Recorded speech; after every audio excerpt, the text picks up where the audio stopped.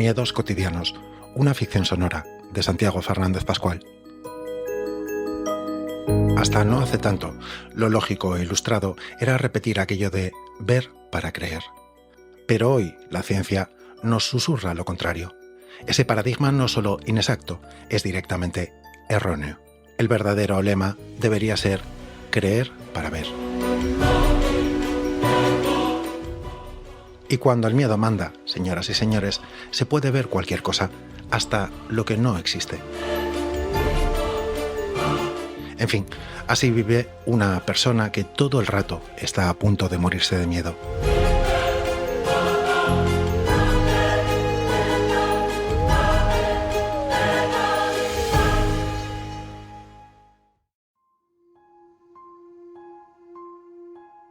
Las piezas del tablero doméstico habían empezado a moverse. En la oficina hablaban de la implantación de una inteligencia artificial. En los pasillos, entre susurros y cafés, se barruntaba que llegarían despidos. La asesoría de Maika tenía altibajos. Si los ingresos se apretaban, la hipoteca, los seguros, el coche, el colegio inglés de los niños, todo podía tambalearse. ¿Y si tenemos que sacar a los niños del colegio? No me gustaría que perdieran la oportunidad de crecer con los hijos de los futbolistas, de los ministros, de los empresarios, esos contactos. Dejó a Maika y a los niños con los abuelos para pasar unos días de aquellas vacaciones de invierno y volvió a la ciudad. En la autopista, la monotonía empezó a arrullar sus ojos. Bajó la velocidad a 100 para combatir el sopor y luego, cuando miró el reloj y vio cómo el día se le escapaba, pisó el acelerador. En un cruce, Yago seguía casi mecánicamente a los coches que le precedían para incorporarse a la carretera general. Tan confiado en la rutina que no miró más allá del coche que iba delante.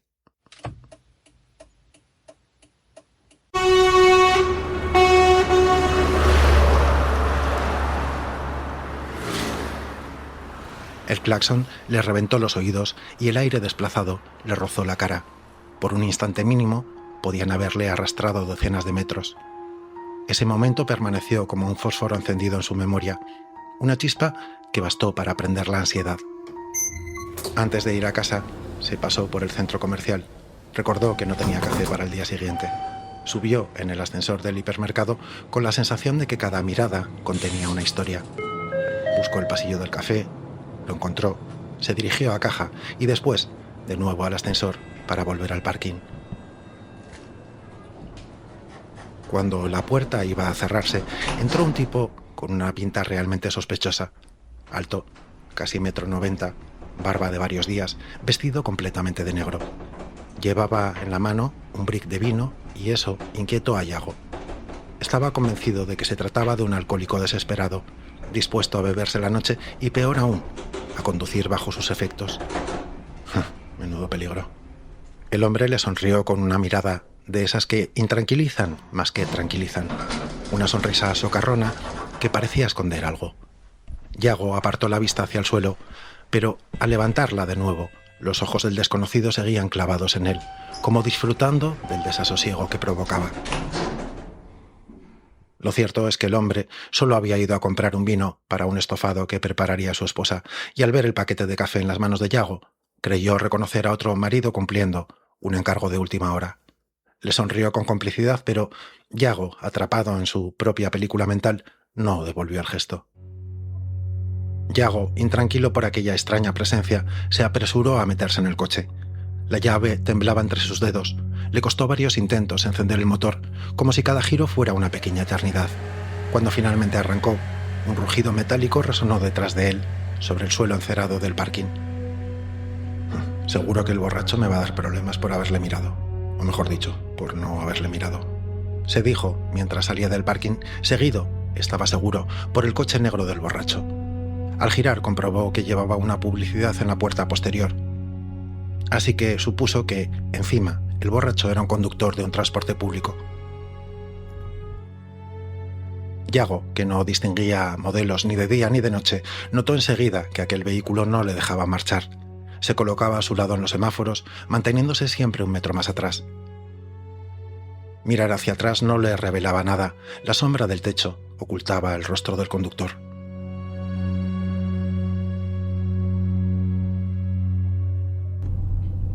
La avenida era larga, salpicada de rotondas y semáforos, y en cada uno de ellos el coche misterioso seguía su ritmo, siempre ligeramente retrasado. Yago no se atrevía a mirar hacia atrás descaradamente, pero algo en su instinto le decía que era el hombre del hipermercado, siguiéndolo. En un semáforo, mientras un peatón cruzaba la calzada, Yago notó sobre el salpicadero algo que le heló la sangre. Una araña enorme, o al menos así le parecía. Siempre había tenido miedo de ellas desde niño, desde que una picadura le inflamara la mano. Con el semáforo verde arrancó, pero no podía dejar escapar aquel bicho. Con la mano libre buscó el paquete de café y tras varios intentos aplastó la araña. En el movimiento perdió el equilibrio y dio un volantazo que casi le saca del carril. El conductor del coche negro que le seguía, sorprendido, cambió de posición, se colocó detrás de Yago, evitando cualquier peligro. Casi al final de la avenida, el semáforo se puso en ámbar, pero, temiendo quedarse a merced del perseguidor, pisó a fondo y lo pasó. Pero el coche misterioso seguía ahí, a unos metros, como una sombra persistente. Yago ya entraba en su barrio. La idea de que aquel coche le siguiera hasta el garaje le heló la sangre. En plenas vacaciones de invierno, la calle estaba vacía. Giró en un callejón, apagó el motor y contuvo la respiración. Por el retrovisor vio pasar de largo un coche negro con publicidad en las puertas. Lo había despistado. Pasaron unos segundos interminables antes de que se atreviera a mover. Decidió dejar allí el coche y caminar una manzana hasta su casa. La noche era densa y la luna creaba sombras que parecían moverse con vida propia.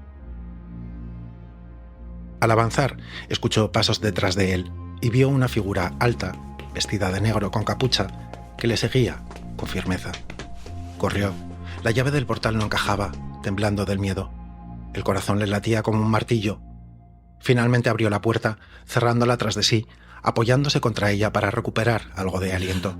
La noche, pensó, nunca había sido tan silenciosa ni tan peligrosa.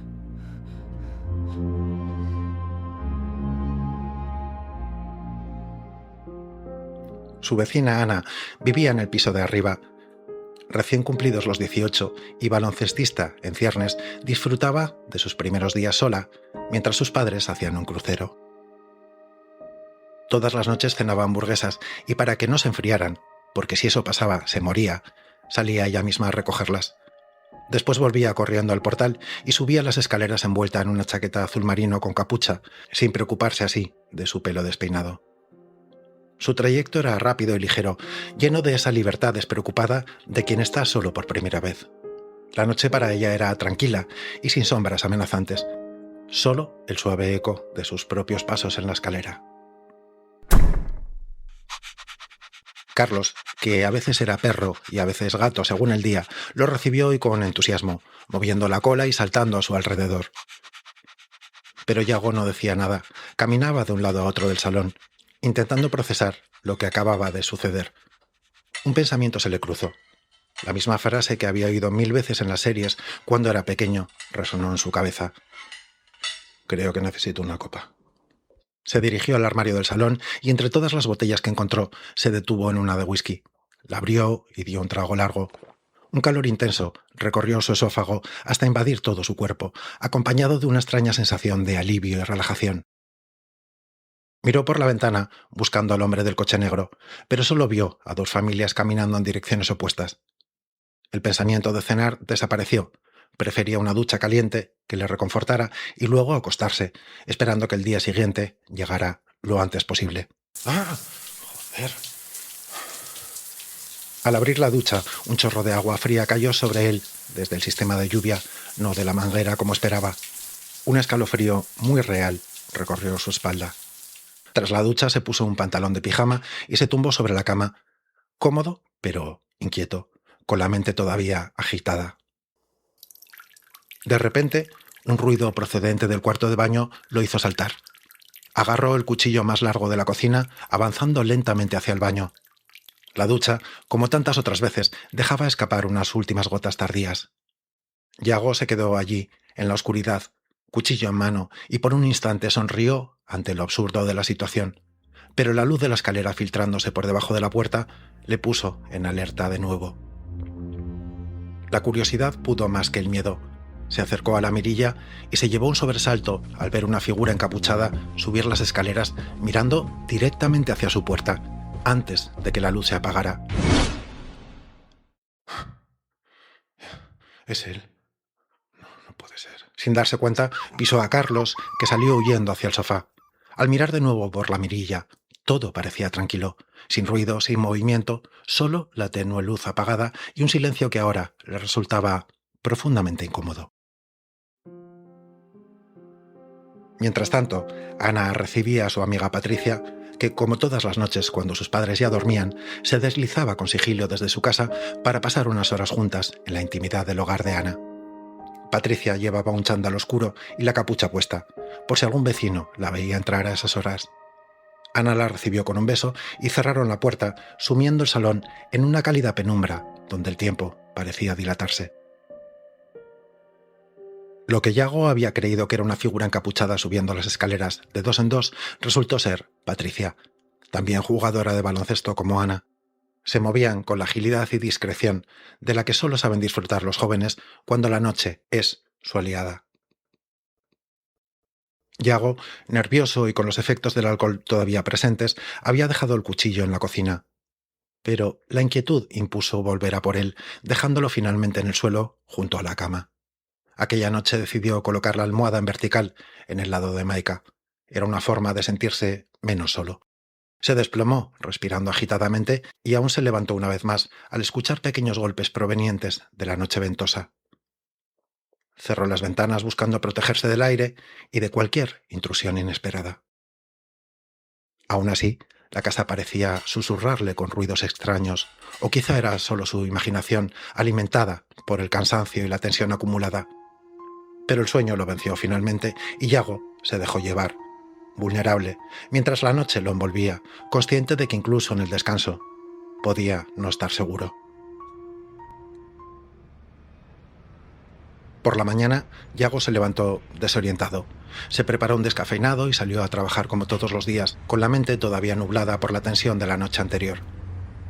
Unas horas después, un compañero le pidió que atendiera su puesto mientras el tráfico estaba tranquilo, para poder ir al baño.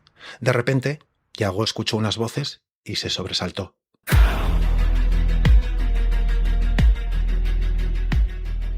«¿Te has dormido, cabrón?». Para un controlador aéreo, aquella negligencia podía costarle el despido, pero Yago solo abrió los ojos lentamente, sin espasmos ni movimientos reflejos, encontrándose de nuevo en su cama. Había tenido una pesadilla, consecuencia directa de la tensión de la noche anterior. Observó el techo, iluminado por la luz de la calle, y por un instante pensó en aprovechar los minutos de sueño que le quedaban. Sin embargo, un escalofrío lo recorrió al percibir una presencia en la habitación. No era un ruido, pero sabía que alguien estaba allí. Contuvo la respiración y agudizó el oído para notar una respiración muy cercana a su lado izquierdo. El corazón se aceleró y, tratando de mantener la calma, fingió un ronquido para no delatarse. Lentamente movió la mano derecha hasta alcanzar el cuchillo bajo la cama. Con todo su impulso y fuerza, lanzó 3 cuchilladas hacia el origen de aquella respiración.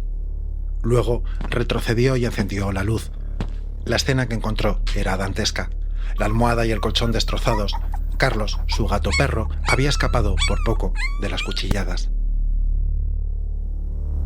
Aquel animal al que nunca dejaba comer restos para que no se atragantara o pasear sin correa para que no se escapara, ahora había estado a punto de ser herido por él.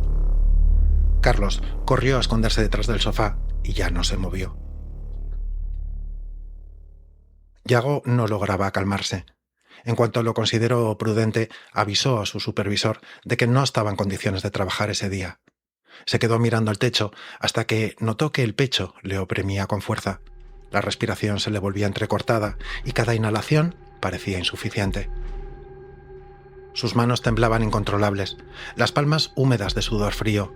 Sentía un hormigueo intenso en los brazos y la cabeza le daba vueltas. La mente se le nublaba y cada sonido Cada sombra en la habitación parecía amplificarse hasta convertirse en amenaza. Su corazón latía con violencia, la garganta se le cerraba y sentía una presión mientras luchaba por no desmayarse. Una vez que consiguió calmarse mínimamente y salir de casa, Yago llegó a la sala de espera de urgencias, con el pecho todavía oprimido y el temblor en sus extremidades. Cada latido resonaba como un martillo y los músculos del cuello y los hombros permanecían tensos. El doctor escuchó con atención la historia sobre la persecución, los encapuchados, los sospechosos ruidos y la tensión de la noche, mientras Yago apenas podía controlar los temblores y la sensación de ahogo. Con la voz tranquila, el doctor le indicó que lo primero era intentar relajarse y le administró una pastilla, mientras Yago sentía cada segundo como si el mundo se comprimiera a su alrededor. También le dijo que después hablarían tranquilamente sobre lo que le estaba pasando. Más de 3 horas después, cuando se despertó, medio confundido bajo la luz blanca de la consulta, se encontró a Maika, que había venido apresuradamente desde la playa para estar a su lado tras la llamada del doctor. Yago, todavía medio groggy, la vio hablar con el doctor sobre su estado. Estaba convencido de estar padeciendo algún tipo de estrés postraumático. Cuando Maika se acercó a él, se fundieron en un abrazo y Yago lloró desconsoladamente, pronunciando su nombre.